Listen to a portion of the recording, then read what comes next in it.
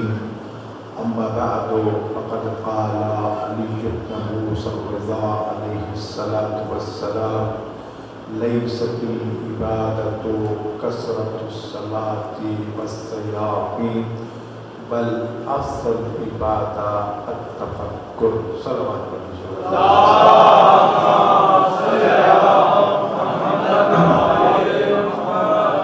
اللہ گرامی آج جو ہمیں شہادت ہے اس امام کا جو صرف غریب نہیں غریب الغرباء کے نام سے مشہور آج اس امام کا تذکرہ ہے کہ جو تمام ائمہ اطہار علیہ السلام میں سے مدینہ منورہ سے اگر دیکھا جائے تو سب سے دور مناسب مقام پر دفن ہے۔ اگر ان کی مظلومیت کے حوالے سے دیکھا جائے تو یہ امام اتنے مظلوم تھے یقیناً ہر امام مظلوم ہے، ہر امام پہ گریہ بھی ہے، ماتم بھی ہے، سارا کچھ ہے، لیکن ان کی شہادت کے بعد یہ وہ مظلوم ہیں کہ جب مدینہ سے خراسان کے لیے چلے تو اپنے اہل و عیال کو بلا کے یہ کہا کہ مجھ پہ ماتم کرو، گریہ کرو کہ جس سفر پہ میں جا رہا ہوں اس سے کبھی واپس نہیں آؤں۔ عزیزان گرامی، میری کوشش ہے کہ میں بالاختصار اس سامنے الحجت اس امام ضامن علیہ السلام کا تذکرہ کروں۔ یقیناً اس کے لیے کئی گھنٹے یا کئی دن چاہیے کہ اس سید العرب والعجم سلطان العرب والعجم علی بن موسیٰ الرضا علیہ السلام کے تذکرے جو ہیں وہ بیان کیے جائیں۔ میں اس لیے یہ کوشش کرتا ہوں کہ جب بھی کبھی کسی معصوم کا خاص دن ہو تو کوشش کرتا ہوں کہ جتنا بالاختصار اور زیادہ سے زیادہ اس کی زندگی کے مختلف پہلوؤں کو سامنے لایا جا سکے تاکہ ہم اس سے کچھ سیکھ سکیں۔ مجلس یہ ہمیشہ ہوا کرتی تھی کون اس کے صاحب صف اعضاء تھے، اس سے سعادت حاصل ہوتی تھی۔ پتہ چلا کہ وہ اس دفعہ صف اعضاء نہیں بچھا رہے تو میں نے عزیزان سے کہا کہ یہ تو نہیں ہو سکتا کہ ہم اس غریب الغرباء کا تذکرہ نہ کریں، آپ فوراً اعلان کریں مجلس کا، انشاءاللہ ہم وہ تذکرہ کریں گے، لیکن ہمیں یہ ذہن میں رکھنا چاہیے۔ میں تمام ساتھیوں کو یہ عرض کرنا چاہتا ہوں اگر کبھی کوئی پروگرام نہیں ہوتا تو رابطے میں رہا کرو، ہو سکتا ہے کیونکہ بہت سے خوش نصیبوں نے مختلف ایام کے حوالے سے اپنے ذمہ ایام دے رکھے ہیں، اگر کسی مجبوری کی وجہ سے اسے توفیق نہیں ہوئی تو ہو سکتا ہے پروگرام ڈسٹرب ہو جائے، لیکن ہماری کوشش یہی ہے کہ ہر معصوم کا یوم ولادت بھی حتی الامکان نہیں تو یوم شہادت تو ضرور منایا جائے تاکہ اس مظلوم امام کی یاد میں صف اعضاء بچھائی جا سکے۔ تو بہرحال مجھے اس سے سروکار نہیں ہے کہ کتنے شرکاء ہیں کتنے نہیں ہیں، جتنے بھی آپ ہیں ماشاءاللہ ہم میں سے ہر ایک اپنی اپنی جگہ پہ شخصیت ہے، ایک ادارہ ہے، ایک نمائندہ ہے۔ گزارش یہ ہے کہ میں چاہتا ہوں کہ بالاختصار آپ کی خدمت میں اس 8ویں طالب ولایت کا تذکرہ کروں، تھوڑا سا ٹائم زیادہ لگ جائے تو معذرت اور صلوات پڑھ دیجیے اللہ واسطے۔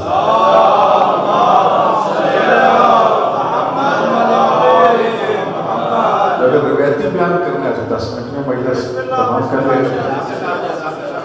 دیکھیں ائمہ معصومین علیہ السلام جن کو ہم ائمہ معصومین یا چہاردہ معصومین کہتے ہیں، اس وقت جو کہ دشمن جو ہے وہ صدیقہ کبریٰ فی العالمین حضرت سیدہ طیبہ طاہرہ زہرا سلام اللہ علیہا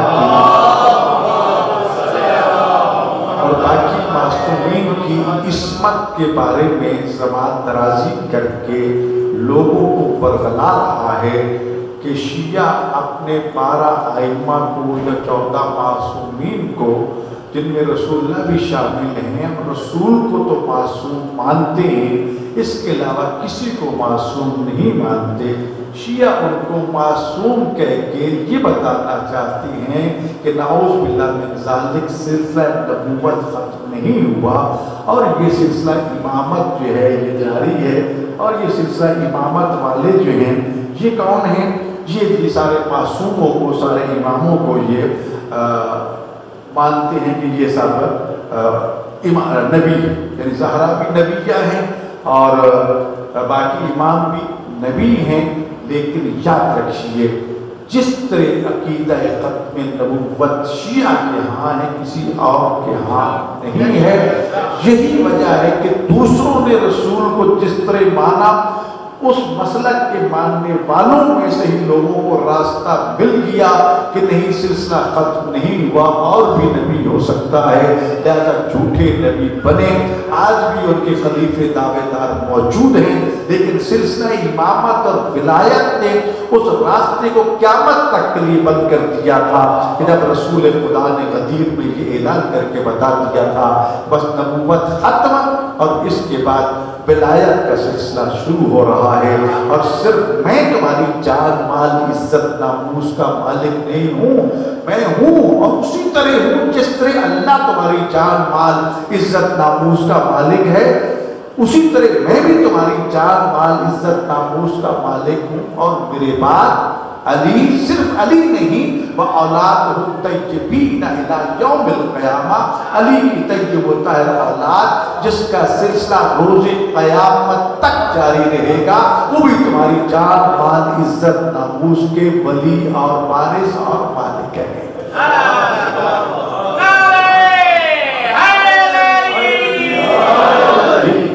تو گویا کہ آج بھی ہم اس ولی کے زیر سرپرست ہیں جس پوری کائنات کا ولی ہے، آج بھی ہمارا وارث موجود ہے۔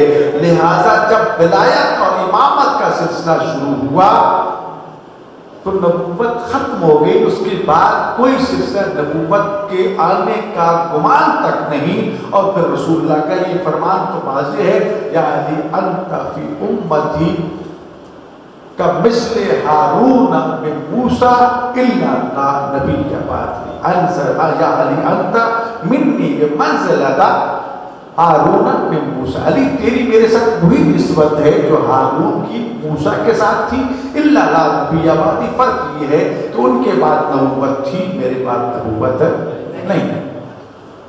لذا ایک بات تو یہ ذہن میں رکھ لیجئے، معصوم اللہ کا نمائندہ ہے، ہم اسے اللہ کا چنا ہوا نمائندہ بنائے ہوا نہیں لوگوں کا، اللہ کا چنا ہوا ہوتا ہے، اور اس کی تعریف، تعارف، پہچان رسول اللہ نے کروائی تھی جی، اور پھر ہر امام نے اپنے بعد آنے والے امام اور خلیفہ کا تعارف کروایا تھا، اسے امام مانتے ہیں، کسی اور کو تو جو ہے بات سمجھا ہے۔ مشہور روایت ہے، کسی پہ نہیں جانا چاہتا، جابر بن عبداللہ انصاری کئی دفعہ عرض کر چکا ہوں، آئے یا رسول اللہ آپ کے بعد آپ کے خلفاء کون ہیں؟ فرمایا علی، ثم الحسن، ثم الحسین، ثم علی بن الحسین، ثم الباقر۔ یہاں آ کے رک گئے کہ علی ہوں گے، حسن ہوں گے، حسین ہوں گے، سجاد ہوں گے، سجاد کے بعد باقر ہیں۔ اور پھر فرمایا کہ جابر تمہیں باقر کی خدمت میں پہنچنے کا شرف حاصل ہوگا، جب پہنچو تو میرے سلام ان تک پہنچانا۔ تو یہی سے سمجھ لو کہ یہ جابر کتنی عظمت کا مالک ہے، جو رسول اللہ کا اصحابی ہے، علی مولا کا اصحابی ہے، حسن مولا کا اصحابی ہے، حسین مولا کا اصحابی ہے، سجاد مولا کا اصحابی ہے، اور باقر آل محمد کی خدمت میں رسول اللہ کے سلام پہنچا رہا ہے، اور صدیقہ کبریٰ فی العالمین طیبہ طاہرہ زہرا سلام اللہ علیہا سے جسے ہم کلام ہونے کا شرف حاصل ہوا ہو۔ اور یہ حدیث قصہ جو آج ہر روز پڑھتے ہیں سیدہ کائنات کی، اسی جابر کی زبان سے ہم تک پہنچی ہے۔ انہوں نے کانوں سے سیدہ کائنات سلام اللہ سے یہ سنا اور اس ہم کلام ہوئے کتنی عظمت کا مالک ہے یہ صحابی.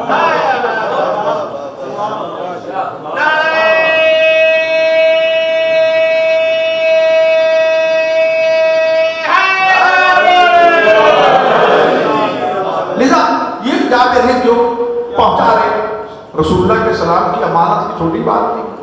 پھر واقعہ کربلا کے بعد قبر حسین کا جابر اور پہلا زائر یہی ہے. آج کا ہزار حسینی قبر حسین میں حاضری کے لیے آداب زیارت مزہ لاتا ہے.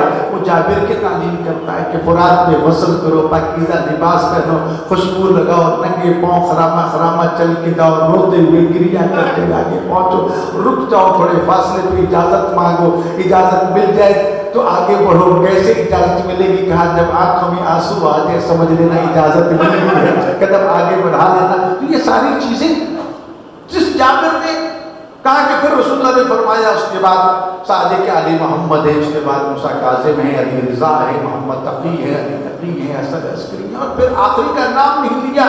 فرمایا کہ آخری جو ہے اس کا نام میرے نام کی طرح ہوگا, اس کی کنیت میری کنیت کی طرح ہوگی. ہاں جی, اور وہ غائب ہو جائے گا اور زمین کو جب ظہور فرمائے گا عدل و انصاف سے اس طرح پر کر دے گا جس طرح وہ ظلم و جور سے بھر چکی ہو. جب غیبت کی بات کی تو فوراً جابر نے سوال کر دے کہ یا رسول اللہ جب غائب ہو گئے تو اس وقت کے لوگ تو نور امامت سے محروم ہو جائے گے. فرمایا نہیں, یستضیئون بنور امامت ہی کما یستضیئون بنور الشمس من اللہ صحاب. نہیں, وہ اسی طرح ان کے نور امامت سے روشنی حاصل کریں گے جس طرح بادلوں کے پیچھے سورج چھپ جائے نا تو پھر بھی روشنی آتی رہتی ہے. تو یہ بے شک پڑتا ہے غیبت بھی ہوں گے لیکن ان کا نور امامت پوری کائنات کو منور کرتا ہے.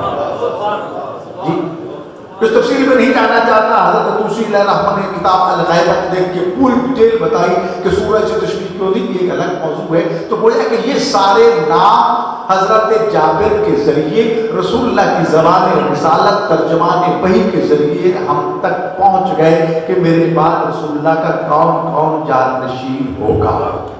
اس کو کہتے ہیں نص. کیا کہتے ہیں؟ یعنی فرمان نبوی جس میں کوئی شک کی گنجائش نہیں ہے. کل کوئی کہے کہ جناب علی کا بیٹا عباس علیہ السلام امام کیوں نہیں بنا, ہم کہیں گے کہ رسول اللہ نے نہیں بنایا. رسول اللہ آپ نے کو نہیں بنایا کہا کہ اللہ نے نہیں بنایا. جی ہم کہیں کہ امام موسیٰ کاظم علیہ السلام کی اتنے بیٹے تھے, امام رضا علیہ السلام کو امام کیوں بنایا, باقی کیوں نہیں بنائے؟ فرمایا اللہ نے بنایا تھا, مصطفیٰ نے اس کا تعارف کروایا, لہذا علی ابن موسیٰ رضا ہمارے امام ہیں. تو لذا یاد رکھیے یہ سلسلہ امامت ہم تک معصوم کے ذریعے پہنچا. دو لفظ میں عرض کرتے, ایک ہوتا ہے خلیفہ, ایک ہوتا ہے امام. جب ہم ان کو رسول اکرم صلی اللہ علیہ وسلم کی نسبت سے دیکھتے ہیں تو یہ اللہ کے نبی اور اللہ کے خلفاء ہیں اس زمین میں. یہ خلیفہ اللہ فی الارض ہے آدم کی طرح, خلیفہ اللہ فی الارض ہے داؤد کی طرح, یہ خلیفہ اور امام ہے ابراہیم علیہ السلام کی طرح, یہ وزیر ہے ہارون کی طرح.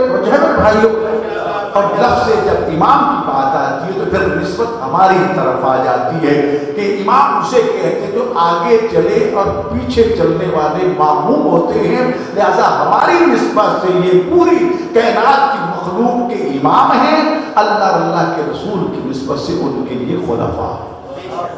بس وجہ. لہذا اب اس کی شرائط میں سے سب سے پہلی شرط ہے عصمت ہے. لا ینال عہد الظالمین. خدا نے کہہ دیا ابراہیم علیہ السلام کو کہ منصب امامت اور میرے عہدے کا وارث ظالم نہیں ہو سکتا, گناہگار نہیں ہو سکتا, خطا کار نہیں ہو سکتا, وہ معصوم ہی نہیں ہوگا. جی تو لذا عزت اکرامی ایک اس مغالطے کو ذہن میں رکھیے کہ دشمن ہم پہ حملہ آور ہے کہ یہ معصوم کہہ کے ان کو نبی کہتے کہ سلسلہ نبوت ختم نہیں. رسول اللہ خاتم النبیین ہے صلی اللہ علیہ وسلم اور اس کے بعد سلسلہ نبوت نہیں. دوسرا معاملہ آ گیا کہ یہ نامزد کر دیے گئے رسول اللہ کی طرف سے. تیسرا مرحلہ یہ کہ ہر ایک امام نے جانے سے پہلے لوگوں کو بتایا میرے بعد میرا جانشین جی. حسن اور حسین دونوں بھائی موجود تھے, نانا کی حضور بھی اور بابا کے حضور میں بھی. نہیں بتایا پہلے حسن ہوگا, حسن حسین کا بھی امام ہے اور حسین تمہارا. ٹھیک یہ نہیں ہے کہ امام دونوں ہیں، لیکن ذمہ داریاں پہلے حسن کی ہیں، اس کے بعد کیا ہے حسین کی۔ ایسا نہیں، اسی طرح امام رضا علیہ السلام کے بارے میں بتا دیا کہ 8واں میرا خلیفہ، میرا جانشین اور تمہارا امام جو ہے وہ علی کے ابن حسن رضا۔ مدینہ منورہ میں ولادت پاس عادت ہوئی، والد گرامی حضرت باب الحوائل امام موسیٰ کاظم علیہ السلام اور والدہ مائدہ حضرت نجمہ خاتون سلام اللہ علیہا۔ نجمہ خاتون جو ہیں یہ مدینہ منورہ میں جہاں پر جناب ماریہ قبطیہ کی مسجد ہے اور وہاں پر جناب ماریہ قبطیہ رسول اللہ کی وہ بیوی جو شاہ حبش نے ہدیہ کی تھی آپ کی خدمت میں اور انہیں اپنی زوجیت میں لیا تھا، جس سے حضرت ابراہیم علیہ السلام رسول اللہ کے بیٹے متولد ہوئے تھے، اسی قبرستان میں جناب نجمہ خاتون بھی آرام فرما رہی ہے۔ امام موسیٰ کاظم علیہ السلام کا زمانہ امامت ہے، اور یاد رکھیے ہمیشہ طالب علموں سے خاص طور پر اور جو میدان سیاست میں یا عملی زندگی میں قدم رکھتے ہیں، ائمہ معصومین علیہ السلام کی زندگی کا ایک اہم پہلو سیاسی پہلو ہے۔ آج کی زبان میں آپ کو بتا دوں جی، معجزاتی پہلو اپنی جگہ پر ہے، ان کے اختیارات اپنی جگہ پر ہے، ان کا علم اپنی جگہ پر ہے، اس سارے علم، اس تقویٰ، زہد، اس ساری چیزوں کا آگے نچوڑ کیا ہے، آئے کیوں ہیں؟ مخلوق خدا کی خدمت کے لیے۔ سیاست کہتے کسی ہیں؟ فرمایا جو مخلوق خدا کے مسائل، مشکلات، ذمہ داریوں کو سمجھے اور ان کو حل کرنے کی کوشش کرے، اسے کہتے ہیں سیاست جی۔ اور یہی وجہ ہے کہ جب ہم زیارت جامعہ پڑھتے ہیں تو ان الفاظ میں سب معصومین کو مخاطب کیا کہ السلام علیکم یا سیاست العباد، اے بندگان خدا کے سیاست مداروں، یعنی ان کے معاملات، مسائل اور مشکلات کا خیال رکھنے والوں جی۔ تو لہذا ائمہ معصومین کی زندگی کسی معصوم کو لیجیے، حاکم پاک سے وہ ٹکرا رہے ہیں، ظالم سے ٹکرا رہے ہیں، ظالم تخت پر بیٹھا ہے، مظلوم اس سے ٹکرا رہا ہے، کیوں ٹکرا رہا ہے؟ اس نظام کی خاطر، اس کو ظلم و جور کی خاطر، اس سسٹم کی خاطر جس میں مخلوق کے حقوق کو پامال کیا جا رہا ہے جی۔ اور پھر ان کو مظالم کا نشانہ بنایا جا رہا ہے، وہ اپنے تنگ ترین کمروں میں بیٹھے ہیں، چھوٹے چھوٹے کمروں میں بیٹھے ہیں جو نور امامت سے منور ہیں، لیکن ظاہری طور پر وہاں چراغ بھی بس اوقات نہیں جلتا جی، لیکن نور نبوت، نور امامت جو اتنا ہے کہ پوری کائنات منور ہو رہی ہے، پھر بھی ان سے دشمنی کیوں؟ وہ سمجھتے تھے کہ جس پائے کے یہ ہیں ہم وہاں تک نہیں پہنچ سکتے جی۔ پہلے کوشش کی کہ پہنچنے کی، جب پہنچ نہیں سکے تو پھر دوسرا راستہ اپنایا ان کو گھٹانے کا، ان کو گھٹاؤ، ہم تو نہیں پہنچ سکتے۔ اس وقت کتنی ستم ظریفی ہے اس بدبخت حرامزادے گستاخ زہرا سلام اللہ علیہ، بدبخت بیٹھا رسول اللہ کی شان گھٹانے کے لیے بیٹھا ہے، سیدہ کی شان گھٹانے کے لیے بیٹھا ہے، مولا امیر المومنین کی شان گھٹانے کے لیے بیٹھا ہے۔ لوگ اپنوں کو بڑھاتے ہیں کہ ہمارا امام، ہمارا راہبر، ہمارا فلاں اتنا بڑا ہے، اور یہ بدبخت عجیب ہے کہ یہ کہتا ہے کہ نہیں جناب وہ تو یہ نہیں ہے، یہ گھٹانے کے چکر میں ہے۔ لیکن ذہن کی پستی دیکھیے، ذہنی خباثت دیکھیے جی۔ لوگ اپنے شخصیات کی، اپنے جو اسلاف ہیں ان کو بڑھاتے ہیں جی۔ ٹھیک ہے، آپ یہ کہتے ہیں قطعاً مبالغے کی ضرورت نہیں ہے، قطعاً جھوٹ بولنے کی ضرورت نہیں ہے، ان کو جو خدا نے مقام عطا کیا نہ کوئی ان تک پہنچ سکا ہے نہ کبھی پہنچ سکے گا۔ اصل حقیقت بھی ہم بیان کرتے تب بھی ایک حق ادا نہیں ہوتا۔ امام رضا علیہ السلام تک یہ سلسلہ آپ پہنچا۔ امام معصوم اپنی زندگی میں اپنے ماں بعد آنے والے امام کو سب کے سامنے پیش کرتے ہیں، اس کو بھی نص امامت کہتے ہیں۔ امام رضا علیہ السلام کے اور بھی بھائی، 18 بھائی یا 29 بھائی کہتے ہیں، اور 29 اولادیں ہیں میرے خیال میں امام کی، 18 بیٹے اور 19 جی بیٹیاں۔ تو امام نے صرف سارے بیٹوں میں سے صرف علی ابن موسیٰ رضا کو نامینیٹ کیا، کیونکہ خدا کا حکم یہی تھا، رسول اللہ کا حکم یہی تھا، اور مقصد امامت کی ذمہ داریاں جا کر اجازت امامت سے مدینہ منورہ میں پہنچائی۔ اب جب امام رضا علیہ السلام کا زمانہ امامت شروع ہوا، اور یاد رکھیے یہ لفظ سن لیجئے، کل جو بات چل رہی تھی، سب سے پہلی بات یہ کہ امام معصوم کسے کہتے ہیں، یہ ذہن میں نقش کر لیجیے، اور امام کسے کہتے ہیں، امامت کسے کہتے ہیں۔ شیعہ امامیہ کے نزدیک جب لفظ امامیہ آتا ہے تو اس سے شیعہ مراد لیے جاتے ہیں، جب لفظ معصومین آتا ہے تو ہم نے جو ضابطہ اخلاق اس وقت پنجاب گورنمنٹ کے لیے مرتب کیا، میں نے اسپیشلی اس پہ اس بات کی وضاحت اور تشریح لکھوائی کہ جب لفظ ائمہ معصومین آئے گا اس سے مراد شیعوں کے 12 امام ہوں گے، لہذا کسی کو تکلیف نہیں ہونی چاہیے۔ ہمارے امام ہیں، ہم ان کو معصوم مانتے ہیں، آپ مانیں یا نہ مانیں، سمجھ آ گئی؟ ہم اپنے عقیدے اور نظریے کے مطابق زندہ رہنا چاہتے ہیں، جو آئین پاکستان، جو قانون، جو چیزیں ہمیں آزادی دیتا ہے ہم اس پر عمل کریں گے۔ لہٰذا تشریحات میں یہ لکھ دیا گیا کہ جب بھی لفظ ائمہ معصومین بیان ہوگا اس سے مراد شیعوں کے 12 امام۔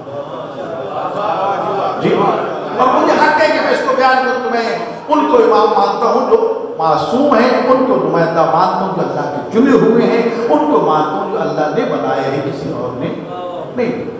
رسول اللہ نے فرمایا کہ میرے 12 خلیفے ہیں، جب تک یہ رہیں گے دین کو کوئی خطرہ نہیں ہے، لیکن جب سلسلہ چلتا ہے تو رسول کا یہ سلسلہ جو شیعہ امامیہ سے منسلک ہے اس کا 12واں اب بھی موجود ہے، باقی کے 12 چھوڑ 13 اور پتہ نہیں کتنے گزر چکے ہیں، تو وہ حدیث کا مفہوم ہی ختم ہو چکا ہے، میں اس میں بحث نہیں کرنا چاہتا۔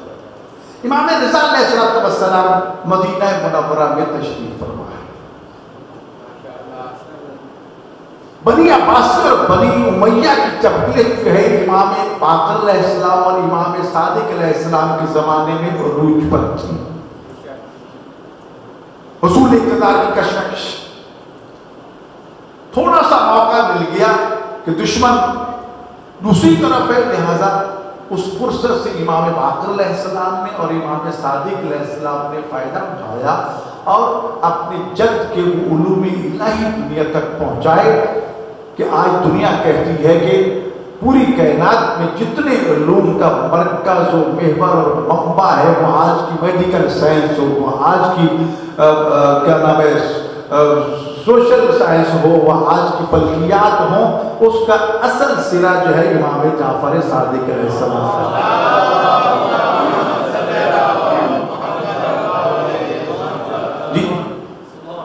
یہی فلکیات کے حوالے سے فرسٹ ٹائم جب میں جرمنی میں گیا تو میں نے وہاں پر وہ کیا ہوتا ہے شریف الاٹریم دیکھنے کا شوق ہوا، جا کے دیکھوں، تو جب وہ انہوں نے آن کیا تو سب سے پہلی فوٹو آئی بابا فلکیات خواجہ نصیر الدین طوسی۔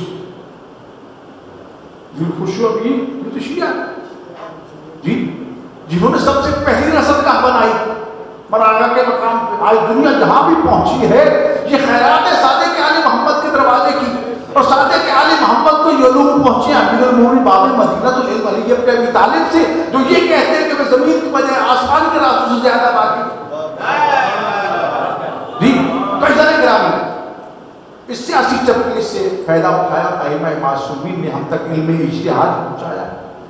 یہ جو ہمارے ہاں آج کل پھر زبان درازیاں اور دشمن کی سازشی جو ہمارے اندر تفریق پیدا کرنا چاہتے ہیں، متاسفاً ان لمحات میں جب ہم اس وقت گزر رہے ہیں عجیب و غریب کیفیت ہو چکی ہے، ذرا ہم جاگے بیدار ہوں کہ اس وقت دشمن ہمیں آپس میں ملا کے کیا کرنا چاہتا ہے۔ خود ہم سوچ رہے کہ ہمارا دوست کون ہے، ہمارا دشمن کون ہے۔ یاد رکھیے یہ مرجع کہاں سے آ گیا؟ امام زمانہ علیہ السلام کے اس حکم سے یہ لفظ نکلا ہے۔ جب پوچھا گیا کہ مولا جب آپ غائب ہو جائیں گے تو پھر کیا کریں گے، فرمایا فرجعوا الی روات احادیثنا، جو ہمارے فرامین کو بیان کرنے والے راوی ہیں ان کی طرف رجوع کرنا۔ جی ارجع فعل امر ہے عربی زبان میں، رجوع کرنا امر، اگر امام کا امر ماننا واجب ہے۔ اب جو رجوع کرتا ہے، میں رجوع کرتا ہوں، اس میں فائل بن جاتا ہوں، لہذا مجھے مرجع کہا جائے گا کہ میں رجوع کرنے والا ہوں۔ جس کی طرف رجوع کیا جا رہا ہے وہ مفعول ہے، اس کو مرجع کہا جاتا ہے۔ جی پر زبر پڑھی جاتی ہے. توجہ ہے بھائی, یہ مرجع ہے, وہ مرجع ہے, وہ مرجع ہے. تو یہ امام زمانہ کے ان الفاظ سے لفظ مرجع لیا گیا کہ وہ علماء جن کی طرف رجوع کرنا ہے وہ تمہارے مرجع ہے, تم رجوع کرو. یہ اصطلاح امام زمانہ سے ہم تک پہنچی. میری بات سمجھ آئی جی؟ بلی یہ فقیر یا لفظ فقیر کا لفظ استعمال ہوتا ہے. قرآن کریم نے کہا فَلَوْلَا نَفَرَ مِنْ كُلِّ فِرْقَةٍ طَائِفَةٌ, تم میں سے ہر گروہ میں سے ایک طائفہ, ایک گروہ کیوں نہیں جاتا وہ جائے جا کے دین کا علم حاصل کرے. نہیں جاتا فَقَّهُ فِي الدِّينِ, تاکہ وہ دین کے معاملے میں فقاہت, سوجھ بوجھ حاصل کرے. قرآن نے فقیہ بننے کا حکم دیا. سب کچھ اتنے آپ بیٹھے ہیں, کوئی بھی مستثنا نہیں ہے. یہ مجتہد بننا, یہ فقیہ بننا, یہ مرجع بننا, یہ واجب کفائی ہے. ہر ایک پر واجب ہے کہ یہ اجتہاد حاصل کرو. بھی آسانی پیدا کر دے گی ہمارے لیے نماز جنازہ کی طرح کہ چلو اتنے لوگ علم حاصل کر لیں جو دین کی سوجھ بوجھ اور اس کے بارے میں اجتہاد اور استنباط کی صلاحیت رکھتے ہوں, تو باقی ان کی تقلید کر لیں اور باقی سے ساکت ہو جائے, وہ اپنا اپنا کام کریں. جی وہ ڈاکٹر بن گئے, ٹھیک ہے, وہ ڈاکٹر بن جائے, انجینئر بن گئے, انجینئر بن جائے, جی بینکار بن گئے, جی بینک میں جائے, جی فلاں, یہ ٹھیک ہے. یہ شعبے جو ہے سارے واجب کفائی ہیں. جتنے پیشے ہیں نا شرعی طور پر یہ واجب کفائی ہیں. ہر ایک کے واجب ہے کہ وہ پیشہ اختیار کرے جس کی انسانیت کو ضرورت ہے, لیکن اگر اس زمانے کے تقاضے باقیوں سے پورے ہو گئے ہیں تو پھر وہ ساکت ہے. کپڑے کی ضرورت ہے, کوئی کپڑے بننے والے ہر ایک پر واجب ہے. اور نا جوتے بنانے تمہارا کوئی نہیں ہے, سب پر واجب ہے جوتے بنانا سیکھو, واجب کفائی ہے. لیکن جب ضرورت پوری کرنے والے ہو جائیں تو اس وقت وہ باقیوں سے ساکت ہو جاتا ہے. تو لہٰذا ایک انسان کو خدا نے ایک دوسرے کا محتاج بنا دیا. میری بات سمجھ آئی ہے؟ تو لہٰذا اسی طرح علم دین حاصل کرنا قرآن کا حکم ہے. قرآن لفظ لے جاتا فقہو, فقیہ بنو. فقیہ کسے کہتے ہیں؟ جو تمام علوم قرآن, علوم حدیث اور اس سے متعلقہ علوم جس میں صرف ہے, نحو ہے, منطق ہے, فلسفہ ہے, علم معنی ہے, علم بیان ہے, علم عروض ہے, ان تمام علوم پہ وہ پی ایچ ڈی کی ہوئے. آج کی زبان میں مختصر سا تعارف کرا دوں. یہ پی ایچ ڈی تو چھوٹا سا کوئی اتنی بڑی چیز نہیں ہے, تو اس سے بھی یہی تک جی. پھر اس نے اپنی قبر میں جانا ہے, میری خواہش کو نہیں دیکھنا. اس لیے کہا گیا کہ وہ فقیر نہیں کہ جو اپنی خواہشات کا غلام مخالف اس فقیر کی تقلید کرنا کہ جو اللہ اللہ کے رسول کی رضا کے سامنے سرنگو ہو, اپنی خواہش کو نہ رکھتا. تو عمل فقہا لفظ وہاں پر آ گیا. امام حسن عسکری علیہ السلام کی وہ حدیث موجود ہے. تو لہذا فقیر وہاں سے آ گیا. اور مختصر طرح آپ کو تعارف کرا دوں, کربلا میں بھی ایک فقیر تھا, حضرت حبیب بن مظاہر. ان کی قبر کے ذریعے کے اوپر تعویذ پہ جا کے دیکھو, امام حسین علیہ السلام جسے فقیر کہہ رہی ہے وہ کتنا بڑا فقیر ہوگا. جی وہ فقیر تھا جو ہر رات نماز کی حالت میں قرآن کریم ختم کیا کرتا تھا. جی یہ حبیب بن مظاہر, باقی تفصیل میں نہیں جانا چاہتا. تو لہذا فقیر کا استعمال قرآن سے آیا, جو علوم قرآن حدیث سے کو سب کو جانتے ہوئے اتنی صلاحیت استعداد رکھتا ہو کہ قرآن و سنت کو سامنے رکھ کے ان چیزوں کے بارے میں جس میں حکم واضح نہیں. امن حوادث الواقعہ, امام نے فرمایا جو نئی چیزیں درپیش ہو. یہ نہیں ہے کہ آج ایک فقیر آئے اور کہے کہ میں نے مغرب کی 3 رکعت مجھے 4 کر دی, جی ظہر کی 2 کر دی, لوگ مصروف ہوتے نہیں. جو مسلمات ہے اس میں اجتہاد نہیں ہے. اور یہ بھی یاد رکھیے, پھر مغالطہ پیدا کیا جا رہا ہے. میری بات یہ غور سے سننا. جی بی بی خطائی اجتہادی کر سکتی تھی, نعوذ باللہ کا ذالک. جی بھئی جہاں اصول موجود ہو, اصل موجود ہو, وہاں اجتہاد نہیں ہے. جن کا قول, فعل اور تقریر شریعت ہو اس کو مجتہد کہہ رہے نہیں. سیدہ کائنات اگر کچھ بول دے تو وہ شریعت بن جاتی ہے. سیدہ کائنات کوئی کام کر دے تو وہ شریعت بن جاتی ہے. سیدہ کائنات کے سامنے کوئی کام کرے تو قول معصوم, فعل معصوم, وہ بھی 14 معصومین میں شامل ہے. امام حسین علیہ السلام کچھ کہتے وہ شریعت ہے, کچھ کر کے دکھاتے وہ شریعت ہے جی. ان کے سامنے کوئی کرے منع نہ فرمائے وہ شریعت ہے. تو جن کا قول و فعل شریعت بنتا ہے انہیں اجتہاد کی کیا ضرورت ہے؟ اجتہاد تو اس کے لیے ہے کہ جس کا قول و فعل ذاتی حیثیت نہیں رکھتا, ان کو دیکھ کر اس میں سے وہ نتیجہ لے.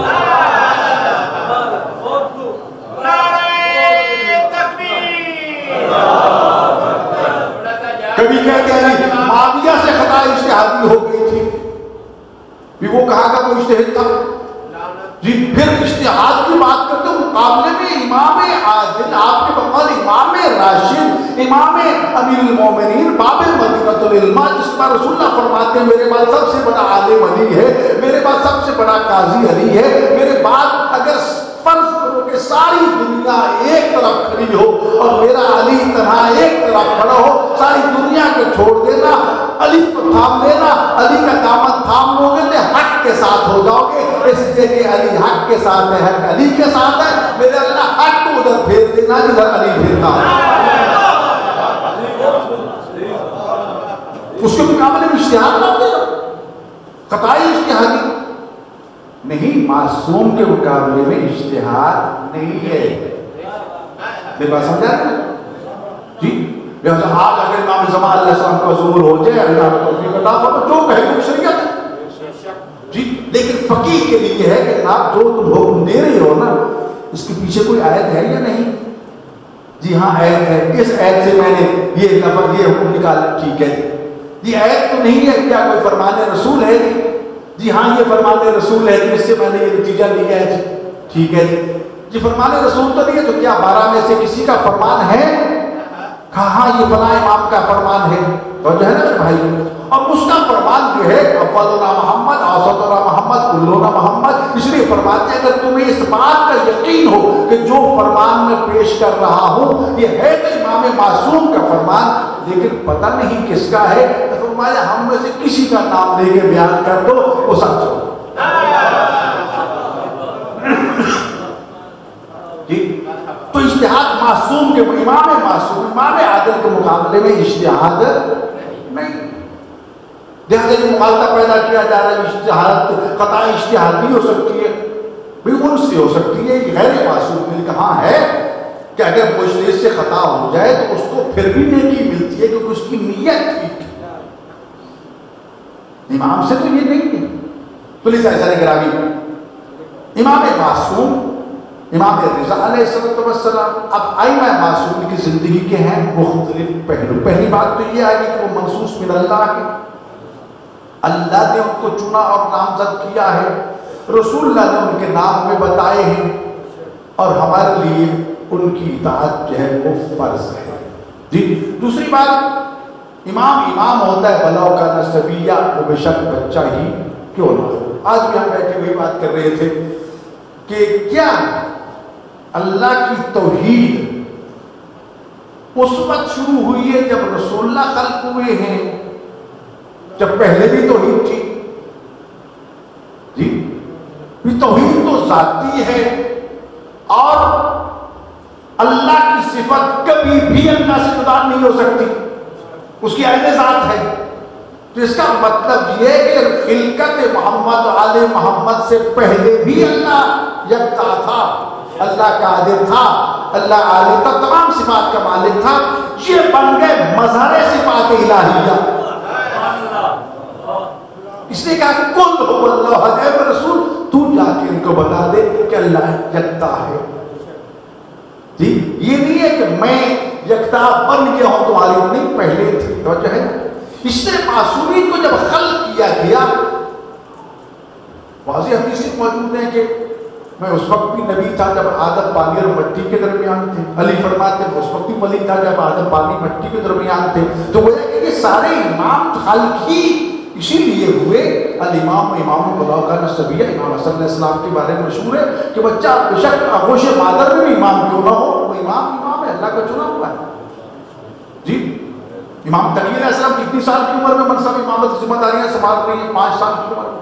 امام زمان علیہ السلام 5-6 سال کی عمر میں. تو یہ چیزیں اللہ کے چنے ہوئے ہمارے دنیا کے مکتب اور مدرسہ اور یونیورسٹیوں سے پڑھنے کے محتاج نہیں ہے. لہذا امام رضا علیہ السلام انہیں منصوص من اللہ اور منصوص من الرسول ائمہ میں سے ایک امام ہے. بنی امیہ بنی عباسیہ کے اقتدار کی کشمکش میں ایک بات یہ بھی یاد رکھیے گا، تاریخ سیاسی اور چمکدار نعروں سے بھری پڑی ہے. میری بات سمجھ آ رہی ہے سب کو؟ شام تو نہیں ہو رہے جی؟ لگتا ہے کہ یہ باتیں سمجھ نہیں آ رہی ہے. میں تو پیغام پہنچانا چاہتا ہوں تاکہ حالات کیا کہہ رہی ہیں، زمانہ کہاں جا رہا ہے، ہمیں کیا کرنا ہے. جی یاد رکھیے کیا بات کر رہا تھا سر؟ بنی امیہ بنی سیاسی نعروں سے یہ تاریخ بھری پڑی ہے. جب علی کا کمانڈر جو ہے امیر شام کے خیمے میں نیزہ گاڑ رہا تھا اور مقابلے میں قرآن نیزوں پہ اٹھا لیے گئے، لوگ دھوکہ کھا گئے. ادھر سے یہ تاثر دیا گیا کہ ہمیں قرآن کا فیصلہ چاہیے. لوگوں نے دھوکہ کھایا کہ لا حکم الا اللہ علی، وہ قرآن لے کے آ گئے. بس فرمایا دھوکہ نہ کھاؤ، یہ دھوکہ ہے کہ تمہیں گمراہ کرنے کی سازش ہے. جیتی ہوئی جنگ، علی کو تلواریں واپس نیام میں ڈالنا پڑی. جی جب سازش بٹھائے گئے، منع کیا کہ اس کو نامزد نہ کرو. نہیں بڑا نیک ہے، بڑا پارسا ہے، بڑا نمازی ہے، بڑا پرہیزگار ہے. ارے بھائی ایک آدمی نیک ہے، متقی ہے، پرہیزگار ہے، اس کی پیشانی میں سارا کچھ ہے، یہ اس میں دوسرے کام کرنے کی بھی کوئی صلاحیت ہے کہ نہیں؟ جی میں نمازوں پہ نمازیں پڑھوں، روزے پہ روزے رکھوں، مجھے بٹھا دیا جائے جناب اللہ کسی انجینئر کی سیٹ پہ کہ جناب آؤ جی. یا ایک متقی نمازی پرہیزگار تہجد گزار عام مومن ہے، اس کو بٹھا دیا جائے فقیہ اور مجتہد کی مسلک پہ؟ نہیں بھائی.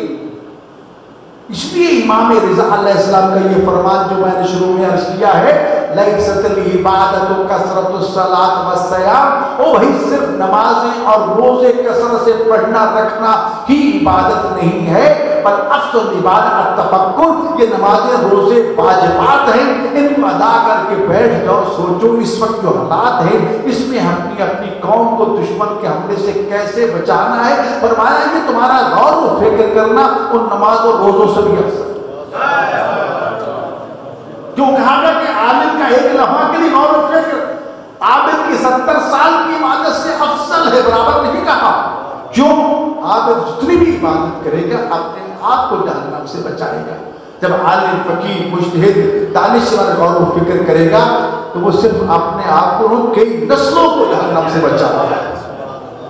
جی تو اس لیے یاد رکھیے یہ چیزیں ہیں. تو امام رضا علیہ السلام یہ نعرہ خوارج کا بلند ہوا، لوگوں کو کھا گئے، ایک گروہ میں سے خارجی پیدا ہو گیا. حکم لگایا اللہ حکم، نعرہ لگایا لا حکم الا اللہ. مسجد کوفہ میں نعرہ گونج رہا تھا علی کے خطاب کے سامنے، لوگ پریشان ہوئے. آپ نے فرمایا کلمۃ حق یراد بها الباطل. یہ لفظ تو ٹھیک ہے لیکن ان لوگوں کی مراد غلط ہے. ان کی مراد اس سے یہ ہے کہ نام علی کو رکھتے ہیں اور نہ ہی معاویہ کو رکھتے ہیں. غلط ہے. علی تو منصوص من اللہ ہے، خدا کی طرف سے ہے.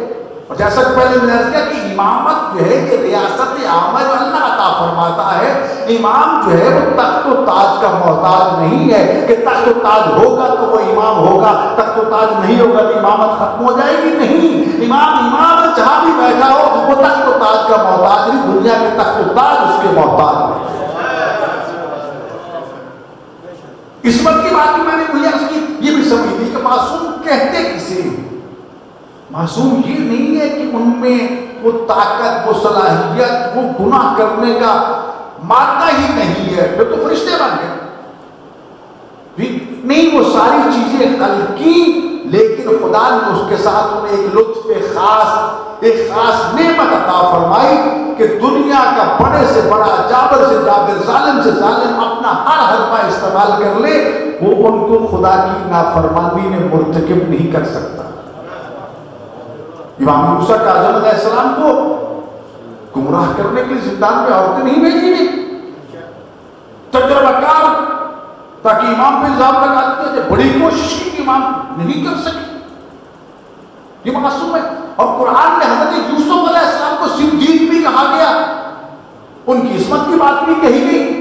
اور وہ کہتے ہیں کہ اگر اللہ تعالیٰ کا لطف و کرم نہ ہوتا تو جس طرح مصر کی عورتوں نے اور زلیخا نے جال بنا تھا میں کبھی نہ بچ سکتا.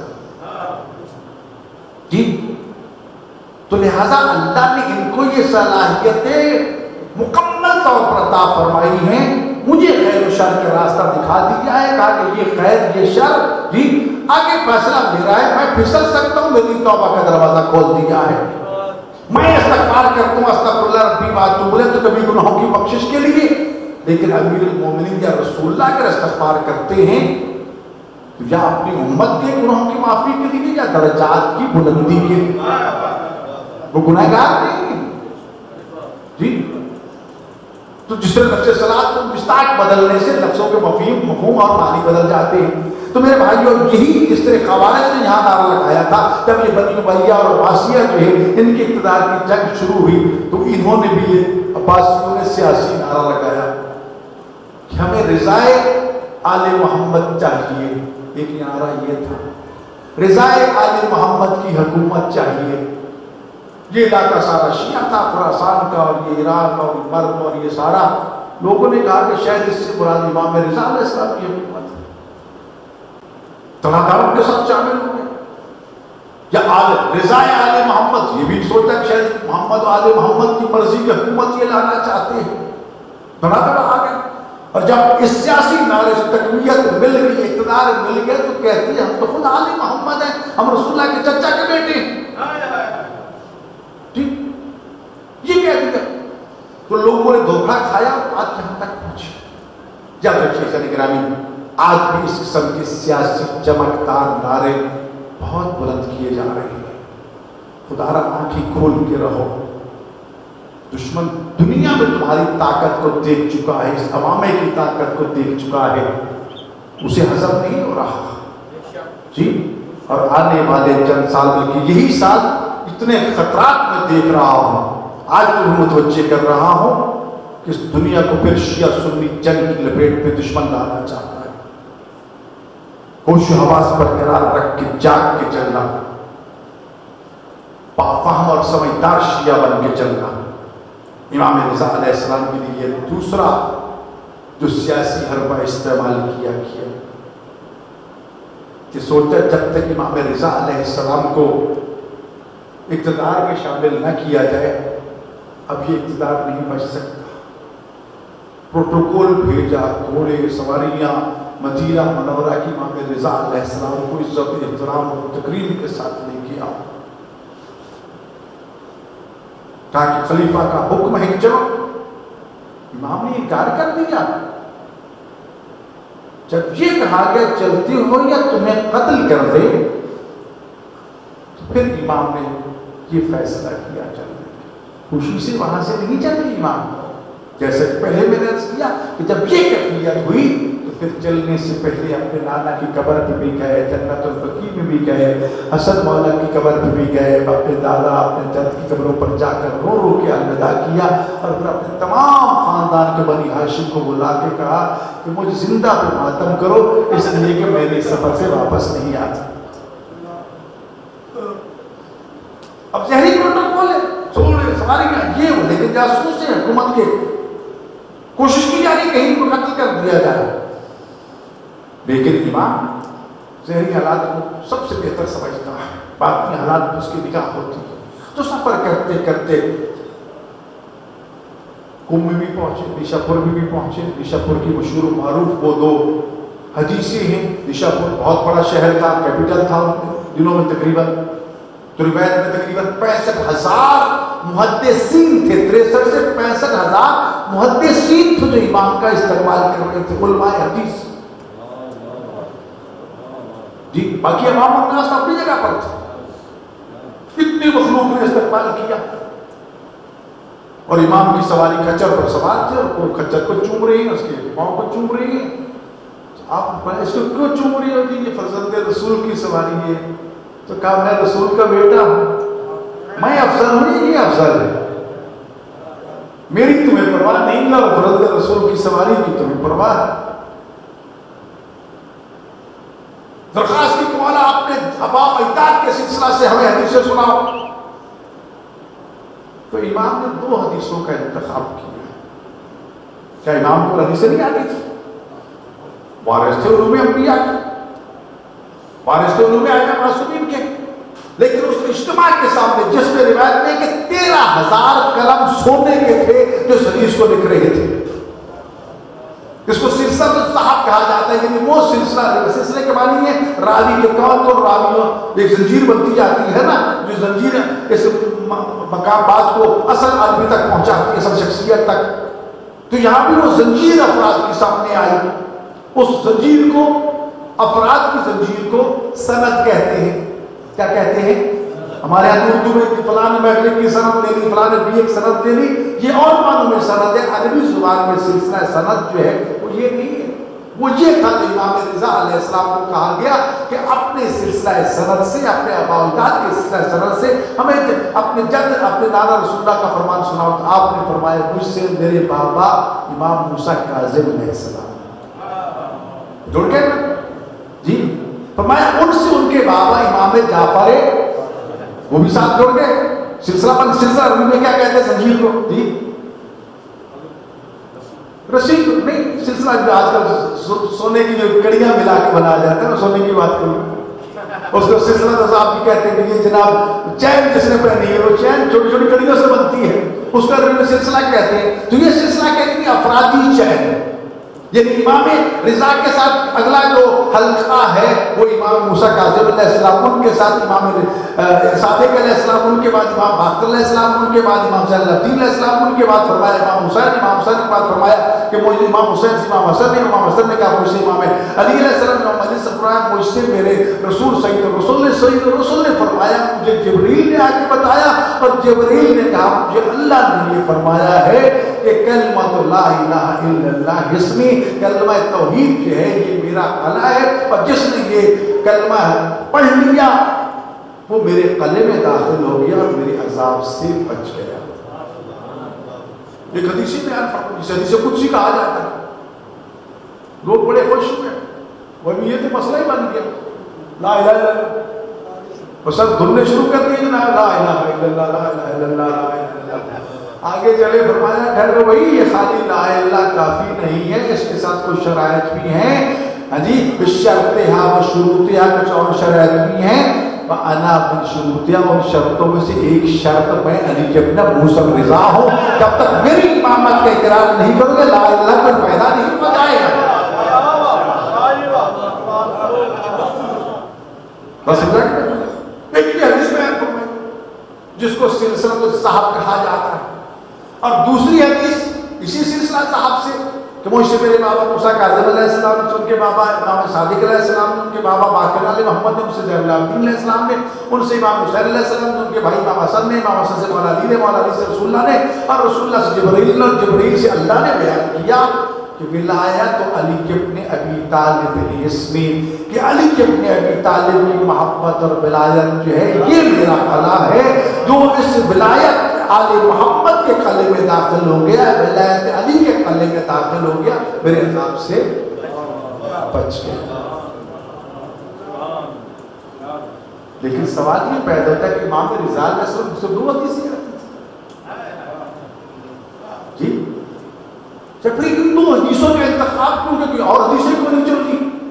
تو جہاں تک میں ناقص ذہن میں نے سوچا، غور کیا، تو جہاں تک پہنچا ہوں کیونکہ اسلام کا سب سے پہلا پیغام جو اعلان رسول خدا نے کوہ ابو قبیس مکہ مکرمہ میں کھڑے ہو کے کیا تھا، وہ یہ تھا کہ جو الناس قولوا لا الہ الا اللہ تفلحوا، اے لوگوں کو اللہ کے سوا کوئی معبود نہیں کامیاب ہو جاتے، فلاح پاتے. وہ کہ دین کا آغاز کہاں سے ہوا ہے؟ کلمہ، بولو سارے بولتے ہیں. کوئی اور ذاکر خطیب آتا تو چھالتے، نعرہ لگاتے، چھت سے جا ٹکراتے. بولو پہلا کلمہ کیا تھا؟ سارے بولو کلمہ توحید تھا. تو اسلام کا آغاز کہاں سے ہو رہا ہے؟ کلمہ. اور آخر میں دوسری حدیث بیان فرمائی ولایت علی کی. دین مکمل کہاں ہو رہا ہے؟ من کنت مولا فہذا علی المولا، اور اس کے بعد آیت نازل ہوتی ہے اليوم اکملت لکم دینکم، تو گویا کہ دو حدیثیں بیان کر کے بتا دیا، اور دنیا والوں اگر پورے کا پورا اسلام جاننا چاہتے ہو تو وہ عقیدہ توحید سے شروع ہوتا ہے، عقیدہ ولایت پر مکمل ہوتا ہے۔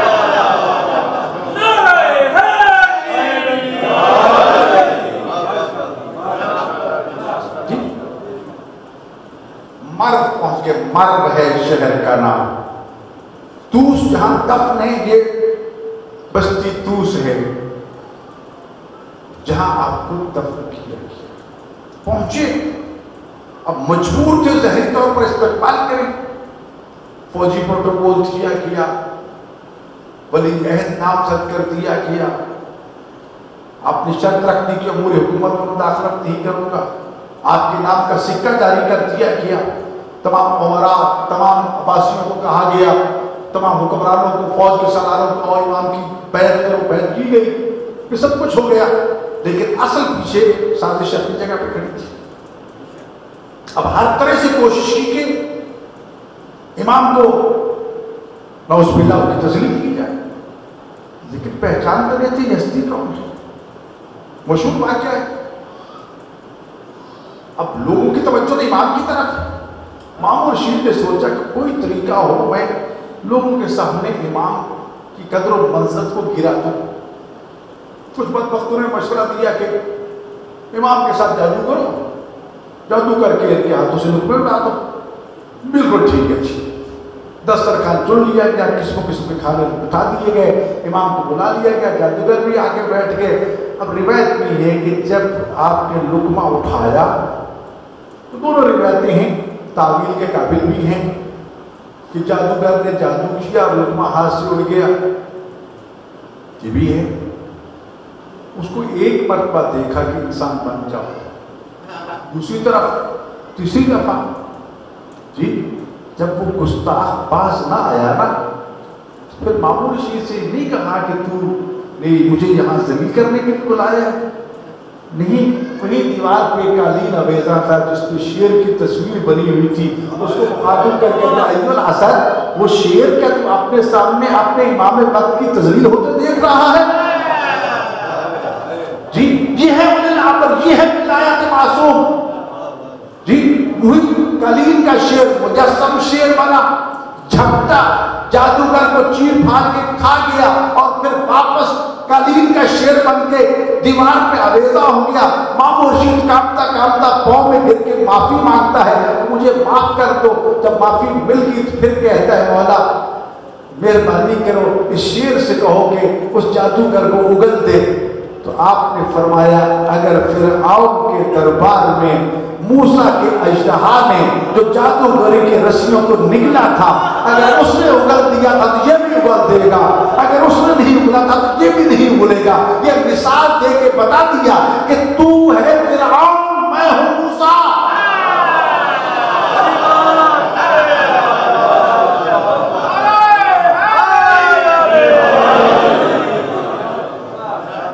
تو فرعون کا نمائندہ ہے، میں موسیٰ کا نمائندہ ہوں۔ جی امام ضامن مشہور واقعہ تفصیل میں نہیں جاننا چاہتا، فروری کی ضمانت تھی، شکاری نے کہا بھلا جنگل میں جانور واپس کیسے آ جائے گا، شرط یہ تھی اگر نہیں آئے گی تو تجھے خنجر مار کے قتل کر دوں گا، مجھے منظور ہے۔ کہا عجیب آدمی ہے، جنگل کے جانور کے لیے اپنی جان دینے کو تیار ہو گیا۔ چند لمحے باقی سے خنجر نکال دیا کہ نہیں تو نے میرا شکار ضائع کر کے ٹھہرو وقت ہے۔ جب وہ گھڑی پہنچی دیکھا تو ہرمی جو ہے آپ کی خدمت میں آپ کے قدموں پہ سر رکھ کے کھڑی ہے، کہتے ہیں بندہ تو ہے کون کہ تو نے اس کی زبان کو بھی سمجھا، اس کی مشکل کشائی بھی کی اور اس نے جو وعدہ کیا وہ پورا بھی کر دیا، تو ہے کون؟ اب مجھے پہچانو، تو نے نہیں پہچانا اس لیے پہچانا ہے میں تیرے زمانے کا امام ہوں، علی ابن موسیٰ کو۔ اس دن سے امام ضامن کا پڑ گیا، اور جب آپ کے نام کا سکہ جاری ہوا لوگ بطور تبرک اس کو باندھ کے لے جاتے تھے کہ اس پہ امام کا نام ہے جی۔ اور آج تک یہ امام زمانہ، امام ضامن جو ہے یہ ایک پوری دنیا میں رائج ہے۔ کس چیز کی؟ سفر پہ جانے والے مسافر کی صحت و سلامتی کے ساتھ واپسی کی ضمانت کا نام ہے امام ضامن۔ جی لوگوں کا آج بھی یقین ہے کہ امام رضا علیہ السلام کے نام پہ اپنی اولاد کو، اپنے بھائیوں کو، اپنے پیاروں کو سفر پر روانہ کر دو، امام ضامن کے حوالے کر دو، امام ضامن جانتے اور یہ لوگ چلے۔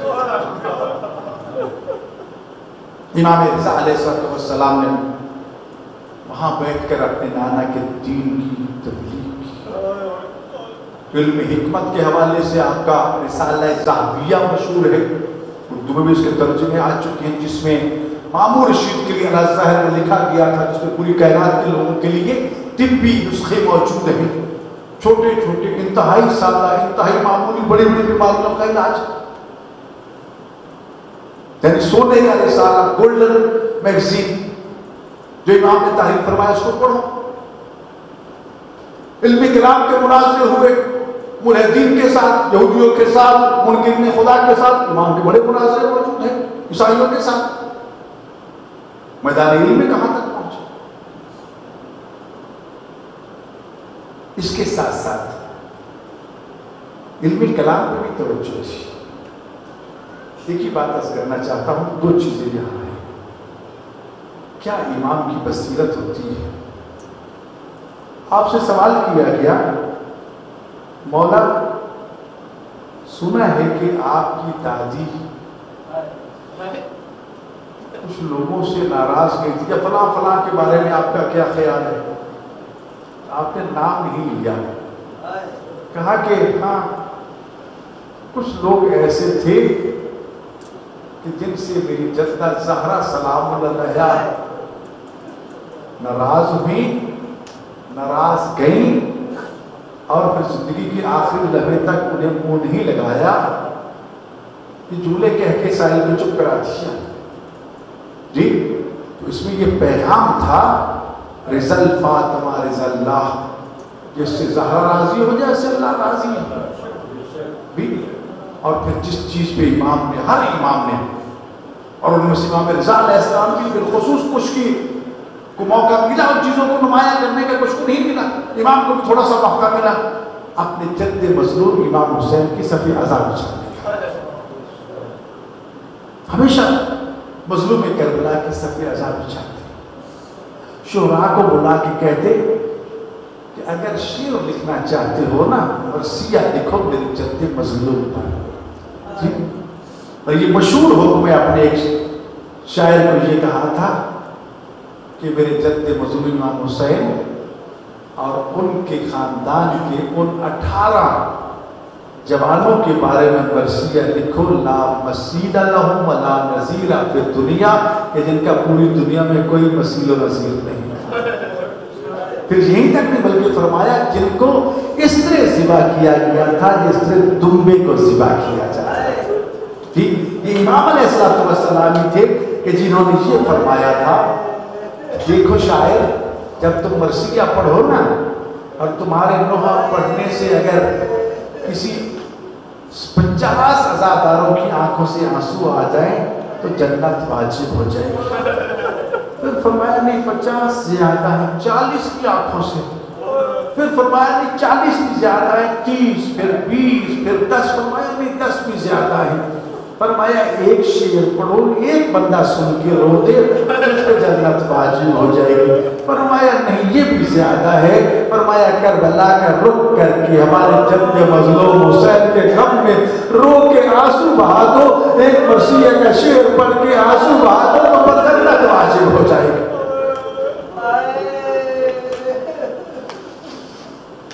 یہ امام ہے۔ ایک امام کا صحابی تھا، مدینہ حج پہ جا رہا تھا، جاتے وقت کہہ گیا، مولا یہ پیسے لے لیں، میں جا رہا ہوں سفر حج پہ، تو میرے لیے گھر خرید لینا۔ پیسے لے کے چلا گیا مکہ مکرمہ، مدینہ منورہ، زیارت کی، حج کی، کرا کے واپس آ گیا، امام کی خدمت سلام کیا، مکے کے حالات بتائے، مدینہ کے حالات بتائے، بتاتا ہمیں امید میں تھا کہ شاید امام خود ہی کہیں کہ ہم نے آپ کے لیے گھر خریدا ہے۔ جب یہ عمر نہ بتایا تو اس نے خود کہا، مولا وہ جاتے وقت میں آپ کو پیسے دے کے گیا تھا کہ میرے لیے گھر خرید لینا۔ کہا ہم نے آپ کے گھر خریدا ہے؟ مولا کہا جنت میں۔ آپ نے گھر کہا تھا نا؟ یہ تو نہیں کہا تھا کہ دنیا میں یا آخرت میں ہم نے تمہارے لیے جنت میں گھر خریدا. بڑا خوش ہوں میں مولا اس سے بڑی بات کیا ہو سکتی ہے؟ کوئی رجسٹری، کوئی عطا پتا، کوئی اس کا نام، کوئی ٹرانسفر لیٹر، امام نے کاغذ اٹھایا لکھ کے دے دیا کہ جنت کا فلاں محل محلہ قصد تیرا ہے. لیکن چونتا ہوا آنکھوں سے لگاتا ہوا سینے سے لگاتا ہوا گھر پہنچا. جو ہی گھر پہنچا انا للہ و انا الیہ راجعون. یعنی امام جانتے تھے کہ اس کو دنیا میں گھر کی ضرورت نہیں ہے. یہ معصوم ہے. اور امام رضا شفیق و رضا ہے اور کتنی کتابیں ہیں امام کی. اور یہ وہ واحد مظلوم ہے جو سلطان العرب والعجم کہلاتا ہے، کہ جو عجم کا بھی بادشاہ ہے، عرب کا بھی بادشاہ ہے، جس کی زیارت کے لیے امام محمد تقی علیہ السلام ارشاد فرماتے ہیں کہ جب میرے بابا مظلوم کی زیارت کے لیے جاؤ نا تو چھوٹے چھوٹے قدم اٹھاؤ. کیوں؟ قدم اٹھانے پر آپ کو عمرے کا ثواب ملے گا، قدم رکھنے پر حج کا ثواب ملے گا. اور یہ وہ باب الحوائج ہے، یہ وہ باب الشفا ہے. میں نے آج بھی کسی عزیز سے اپنی آپ بیٹی کہہ لیجیے ان سے عرض کی. انہیں فالج ہوا تو میں نے کہا کہ آج امام کا یوم شہادت ہے، اس باب الحوائج کو وسیلہ بنا کے ہوگا. مجھے جب چند سال پہلے رقبہ ہوا تو ہمارے محترم ڈاکٹر صاحبان کہتے تھے کم از کم 6 مہینے سے 9 مہینے لگیں گے، یہ کرو مگر یہ ٹھیک نہیں ہوگا. تو میں ایک ہی بات کرتا تھا، خاص طور پر ہمارے ڈاکٹر عامر صاحب ان کے ساتھ، مجھے اتنا موقع مل جائے کہ میں مشہد پہنچ جاؤں. دنیا جہاں کی مت پریشانیوں کا عروج تھا، ہر بندہ کیسا میرے بیٹے بیٹی کا نکاح ہو اور جس کو لقبہ ہو تو اس کو منا کے لائف کے ساتھ لینا. تو میں بتانا چاہتا ہوں کہ یہ وہ باب الحوائج ہیں. وہاں پہنچا، بابا اتار کے ہوٹل میں رکھا. یہ کیونکہ پروٹوکول کی وجہ سے مختلف رکاوٹیں بنتی ہیں، انسان اپنے جذبات کا مساوقت اظہار نہیں کر سکتا. جا کے امام رضا باب الحوائج کی ذریعے سے لپٹ گیا. جب وہاں سے ہٹا تھا تو لقبہ وقبہ نہیں تھا. تو آج بھی ہے جی. تو یہاں سے جب کہتے ہیں السلام علیکم یا غریب الغرباء، تو وہاں سے جواب آتا ہے. کتنا وہ خوش نصیب ہے کہ جس کو مشہد سے امام رضا سلام کر رہی ہے. ضرور جایا کرو، کوشش کیا کرو. فضول قسم کے ٹرپ بنانے کے بجائے خدا کے لیے راستے جلد کھلے، مشہد چلے جایا کرو.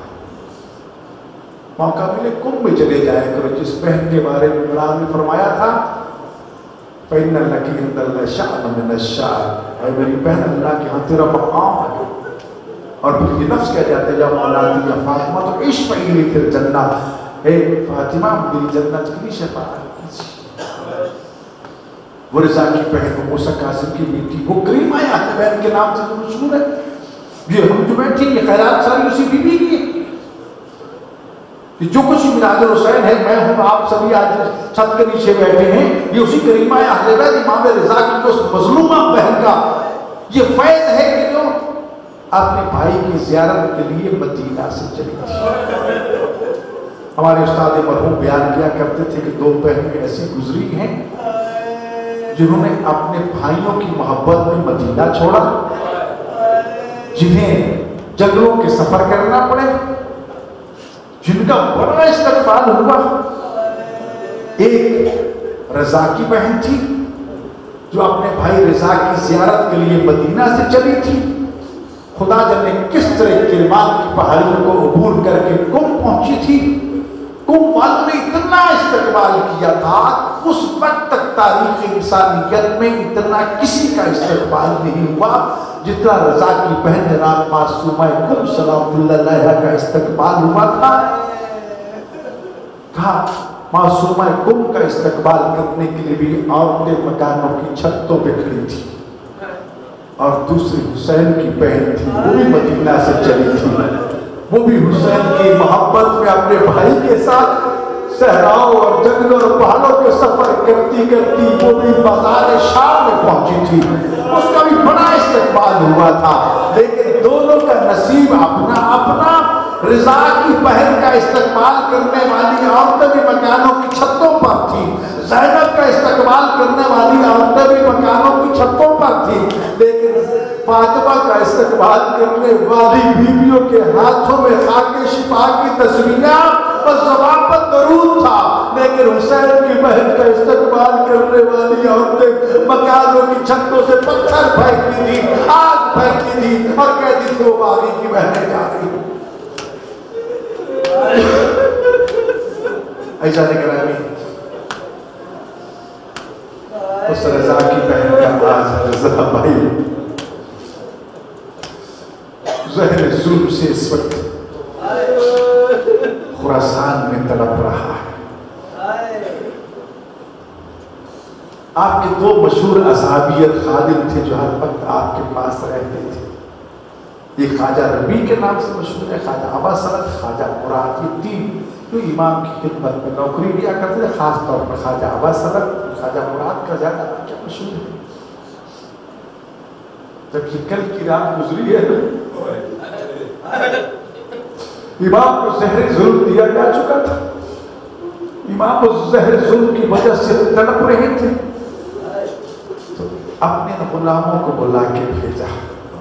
یہ غلام کافی دیر کے بعد آئے، اتنی دیر لگا دی آپ نے آتے آتے، ہمارا موسم خراب تھا، تیز ہوا تھی، آندھیاں چل رہی تھی، اتنا تیز طوفان تھا کہ دائیں بائیں پٹک پٹک کے ہمیں پھینک رہا تھا، اس کی دیواروں کا سہارا لے کے آپ تک پہنچے، یہ سن رہا تھا۔ آزاد غریب الغرباء امام رضا کا رخ جو ہے وہ کم کی طرف پھر کیا، رو کے کہا کہ تم نے شہر کا سفر مردوں کے اس طرح کیا، خدا جانے میری بہن فاطمہ کس طرح جنگلوں کا سفر کر رہی تھی۔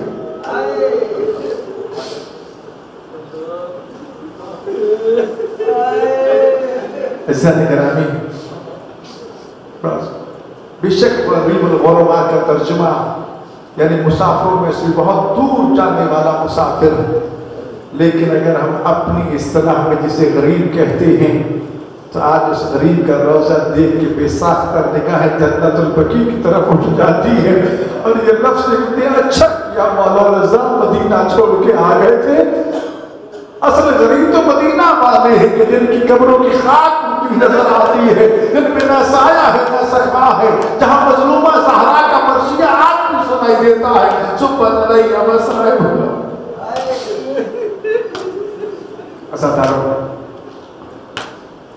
خدا نہ کرے آخری وقت کسی کے پردیس میں آ جائے اور اس کا کوئی پیارا اس کے پاس موجود تھا جس کے 18 بھائی اور 18 بہنیں موجود تھی، خراسان میں اکیلا رضا تڑپ رہا تھا، کبھی کم کی طرف رک کر کے معصومہ کم کو یاد کرتا تھا،